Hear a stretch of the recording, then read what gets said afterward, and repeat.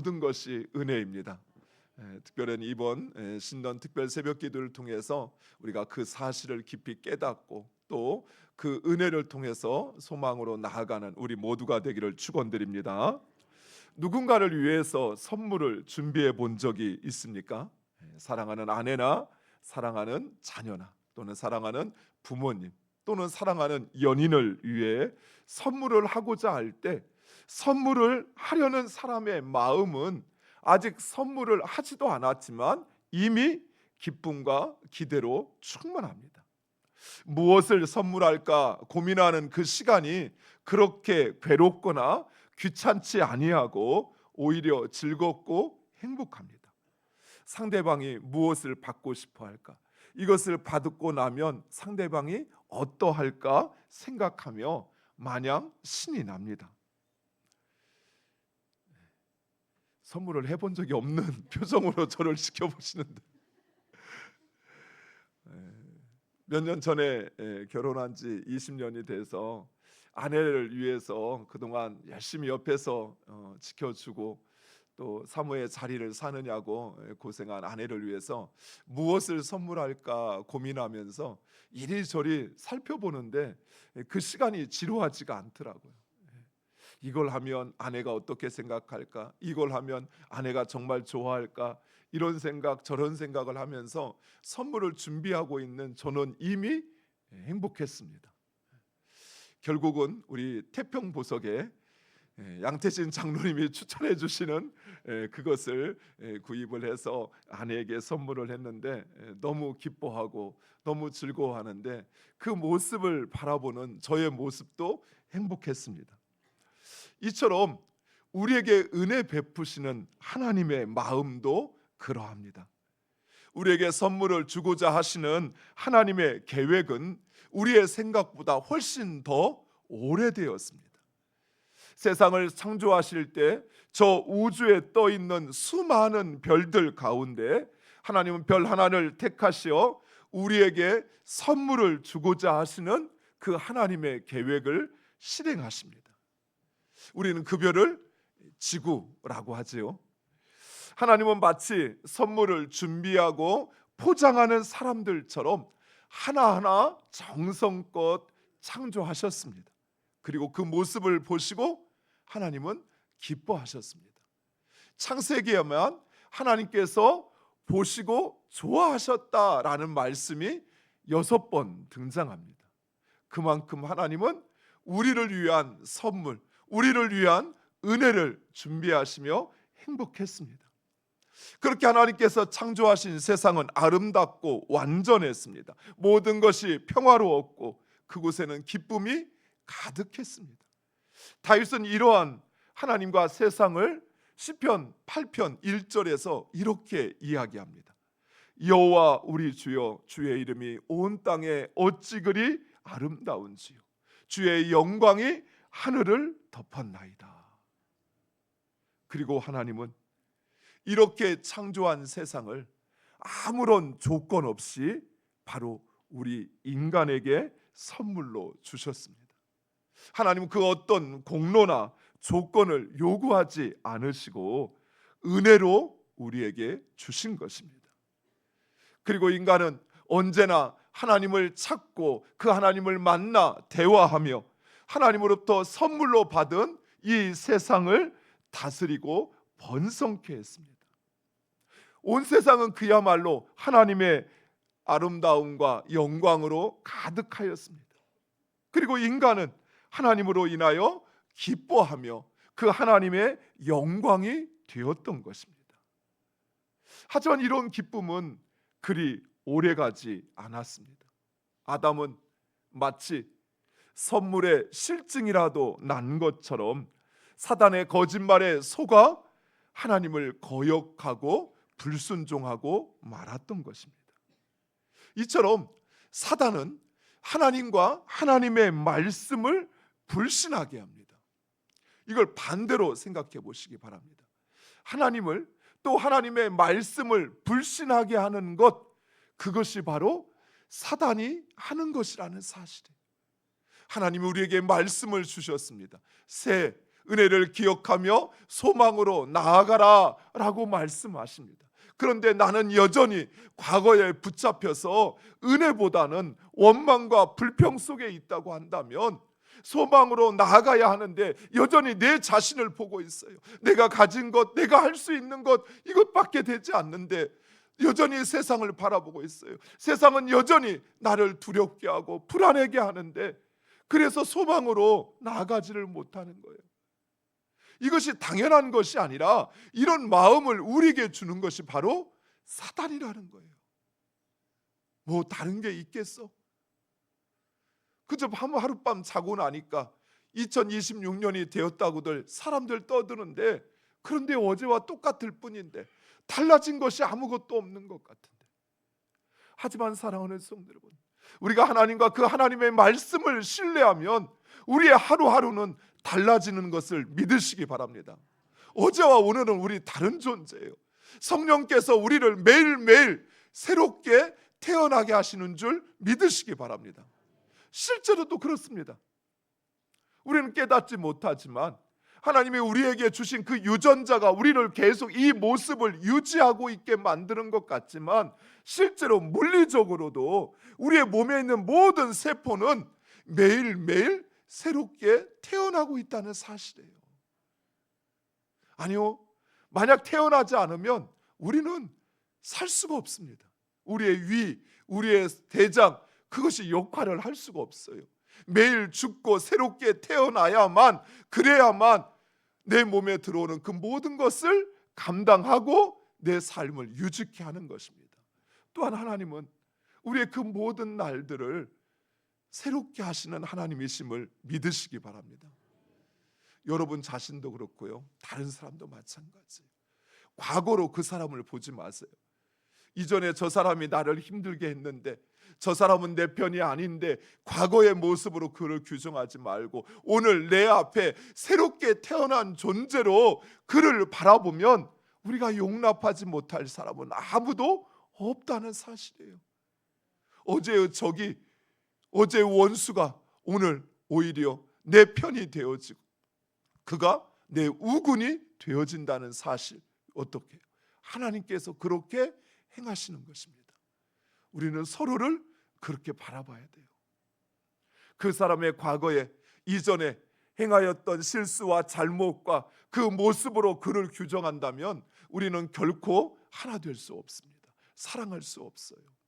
왜요? 그것이 내 마음속에 선입견이 되어서, 편견이 되어서 그를 바라보는데 어찌 우리가 하나가 될 수 있겠어요? 우리가 하나 될 수 있는 근거, 그것은 바로 하나님께서 나를 새롭게 하듯이 저 사람도 새롭게 하심을 믿으시기 바랍니다. 어쨌든 그렇다 하더라도 아담이 이처럼 쉽게 사단에게 속아 넘어간다는 것이 이해가 되지 않습니다. 결국 아담은 하나님께서 선물로, 은혜로 주신 그 모든 것을 잃어버리고 말았습니다. 더욱이 자신의 힘과 능력으로는 흉내낼 수도 없는 그 특별한 하나님의 선물을 모두 잃어버리고 말았던 것입니다. 그런데 세상을 보면 이런 모습이 우리들에게도 있어요. 이솝우화에 나오는 우리가 너무나도 잘 아는 이야기가 있죠. 황금알을 낳는 거위. 황금알을 낳는 거위를 가진 농부가 있었습니다. 그런데 이 거위는 날마다 2개씩도 아니고 꼭 하나씩의 황금알을 낳았습니다. 하지만 이 황금알을 낳는 거위로 인해서 농부는 남부럽지 않은 삶을 살았습니다. 매일 그래도 황금알을 하나씩 낳으니 그것을 팔아서 얼마나 행복했겠어요. 요즘에 보니까 금 한 돈이 거의 100만 원 가까이 간다면서요. 그 알 하나였으니 그게 얼마나 많은 풍요를 농부에게 가져다 주었겠습니까? 그런데 어느 날 그만 이 농부의 마음에 욕심이 발동되기 시작합니다. 매일 1개씩만 낳는 이 황금알을 낳는 거위가 불만이었던 것입니다. 그래서 농부는 저 황금알을 낳는 거위를 죽이면 그 뱃속에 황금이 가득할 것이라고, 그래서 매일매일 감질만 나게 나에게 하나씩만 준다고 그렇게 생각을 했습니다. 그래서 그만 칼을 들어 거위의 배를 자르고 그 알을 꺼내려고 하는데 정작 그 거위 뱃속에는 아무것도 없었습니다. 그제서야 농부는 땅을 치고 후회하고 대성통곡을 하였지만 그러나 되돌이킬 수 없었습니다.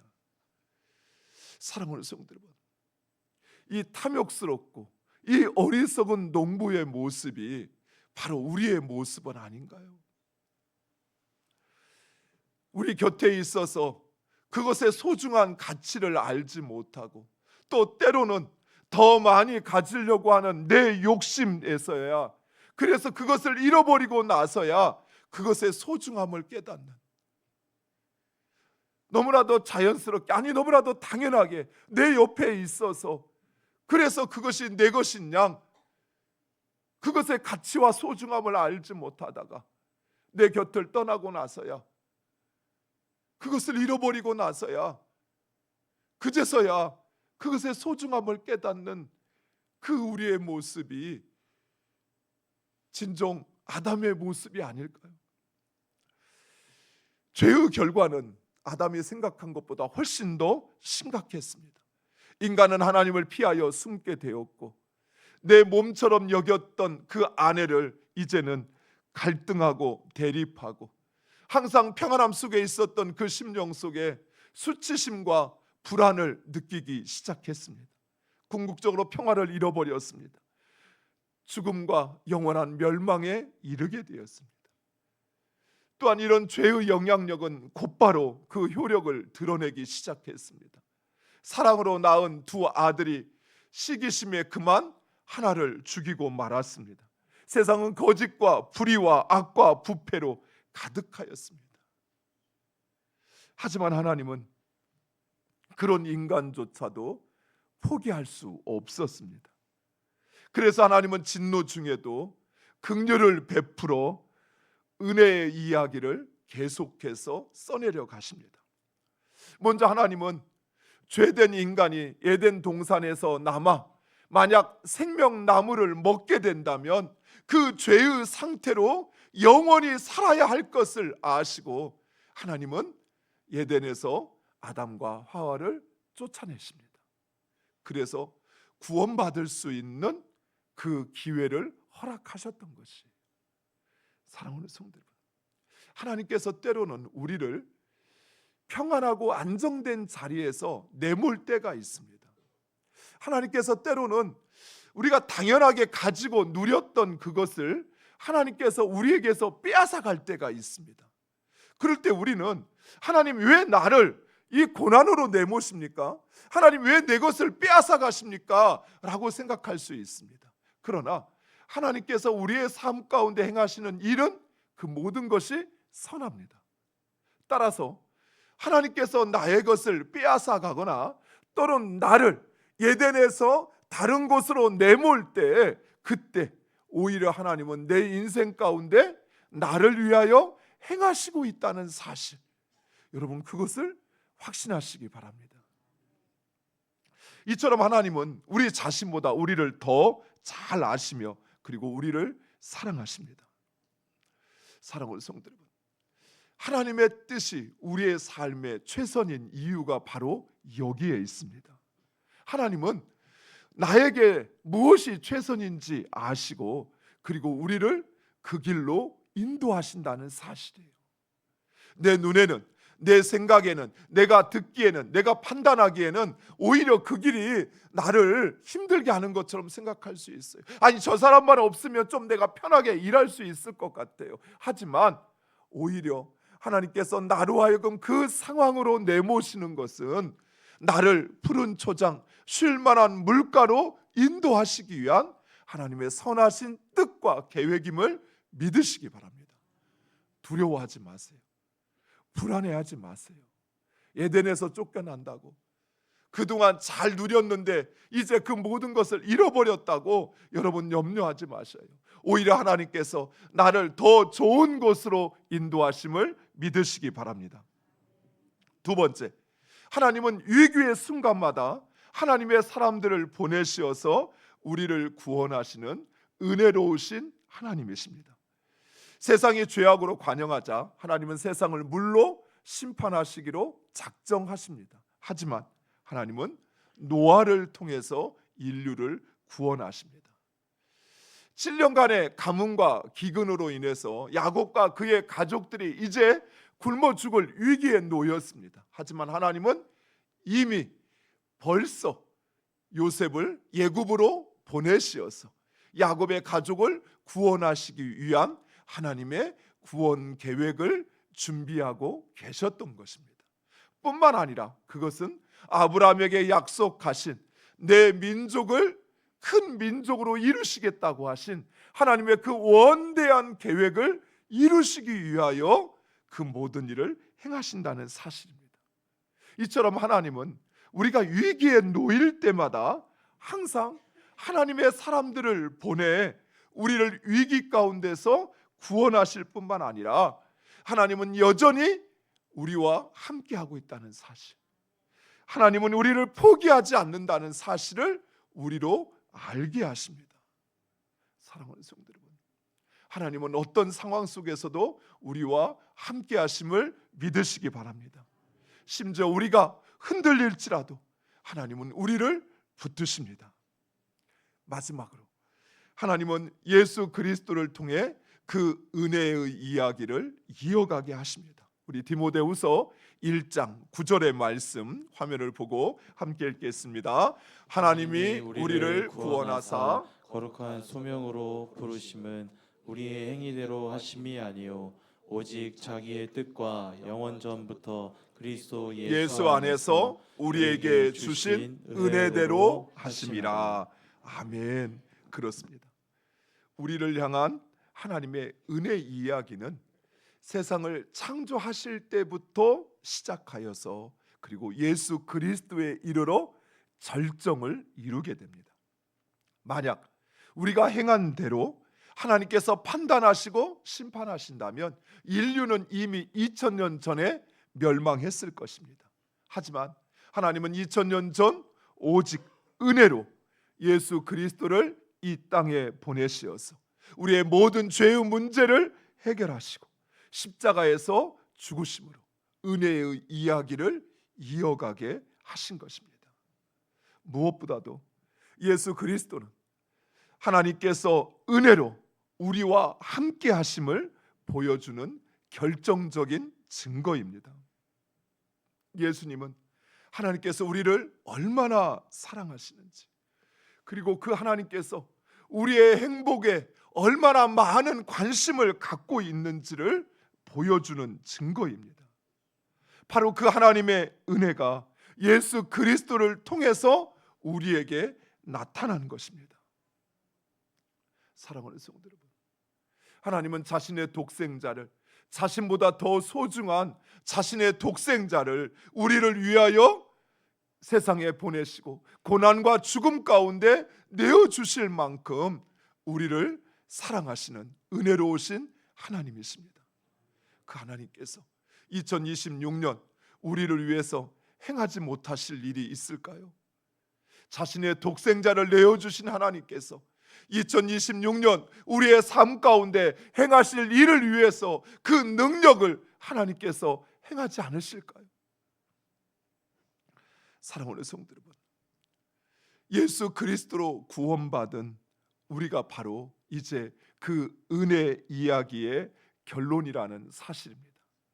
오늘 본문 말씀 고린도전서 15장 10절 말씀 우리 화면을 보고 다시 한번 읽겠습니다. 그러나 내가 나 된 것은 하나님의 은혜로 된 것이니 내게 주신 그의 은혜가 헛되지 아니하여 내가 모든 사도보다 더 많이 수고하였으나 내가 한 것이 아니요 오직 나와 함께 하신 하나님의 은혜로다. 아멘. 바울은 나의 나 된 것이 하나님의 은혜라고 이야기합니다. 그렇습니다. 하나님 우리가 태어나기 전부터 우리에게 은혜 베푸시기를 작정하셨고 그리고 그 은혜 가운데 우리가 세상에 태어나 여기까지, 이때까지 인도하신 것입니다. 무엇보다도 우리가 하나님의 자녀로 사는 것, 하나님을 알고 그 하나님을 찾고 하나님의 뜻을 구하며 하나님을 의지하며 사는 것, 이 모든 것이 바로 하나님의 은혜입니다. 그런데 바울은 방금 읽은 말씀에서 마치 그 은혜에 대한 보답인 양 그가 많은 사람보다 더 수고하였다라고 이야기합니다. 그런데 그것조차도 그의 수고와 그의 노력이 아니라 하나님의 은혜라고 이야기합니다. 이게 무슨 말인고 하니, 바울은 하나님의 은혜를 깨닫는 순간 자신의 삶을 그 하나님의 은혜 가운데 맡기었다라는 사실이에요. 사랑하는 성도 여러분, 우리는 지금 바로 그 하나님의 은혜의 이야기 가운데 살아가고 있습니다. 그리고 하나님은 그 은혜의 이야기를 우리를 통해서 계속해서 써내려 가기를 원하신다는 사실입니다. 하나님은 우리가 하나님이 펼쳐가시는 그 은혜의 이야기 가운데 관중이나 관객이 아니라 하나님은 우리가 주인공이 되기를 원하셔요. 하나님은 우리를 통해서 하나님의 그 은혜의 이야기를 내 이웃과 내 지체들과 그리고 이 지역과 이 민족 가운데 계속해서 써내려 가기를 원하신다는 사실입니다. 하나님이 나에게 베푸신 그 은혜를 우리가 기억한다면 이제 우리는 그 은혜의 이야기의 주인공이 되어서 그래서 그 하나님의 은혜의 이야기를 계속해 써내려가야 한다는 사실이에요. 근데 우리는 그러죠. 하나님, 아니 나 같은 사람이 뭘 할 수 있다고, 내가 할 수 있는 게 무엇인데 나에게 그런 사명을 맡기신다고.